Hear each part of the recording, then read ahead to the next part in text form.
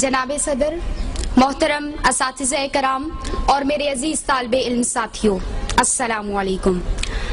آج مجھے جس موضوع پر لب کشائی کا موقع ملا ہے وہ ہے اسلام مساوات کا درس دیتا ہے۔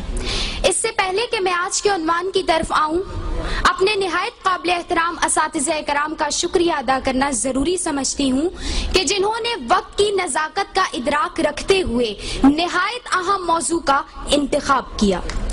عزیز ساتھیوں، اسلام کا یہ سنہری سبق نہ صرف اسلامی معاشرے کا ایک اہم ستون ہے بلکہ اس آفاقی درس میں ہی انسانی معاشرے کی بقا کا راز پنہا ہے۔ ہم سب بخوبی جانتے ہیں کہ اسلام سے پہلے دور جاہلیت میں نوزائیدہ بچیوں کو زندہ درگور کرنے کا رواج عام تھا۔ ہادی برحق حضرت محمد صلی اللہ علیہ وآلہ وسلم نے نہ صرف اس جاہلانہ رواج کا خاتمہ کیا بلکہ مرد و زن کے درمیان مساوات یعنی برابری کا لازوال پیغام دیا۔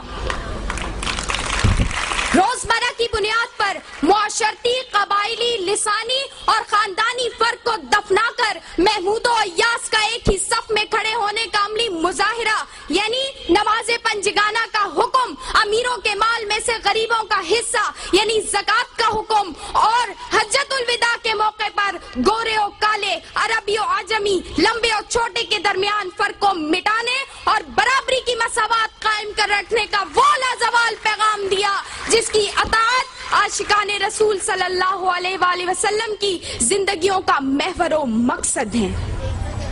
حضرت عمر رضی اللہ تعالیٰ عنہ کے دور میں مال غنیمت کے بابت خلیفہ وقت سے رعایا کا استفسار ہو یا حضرت علی رضی اللہ تعالیٰ عنہ کے دور میں خلیفہ وقت کے خلاف یہودی کے حق میں فیصلہ،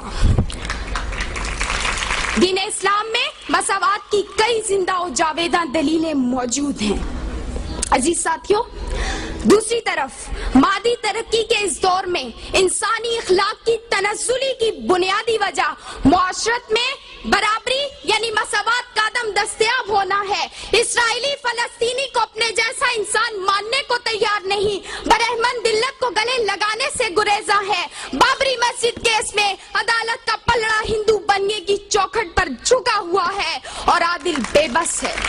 کہنے کو نہایت شفاف امریکی قانون ڈاکٹر عافیہ کے معاملے میں اندھا ہو چکا ہے۔ کشمیری، عراقی اور افغانی انسانوں کے لہو کا رنگ اور، سامراجیوں کے لہو کا رنگ اور ہے۔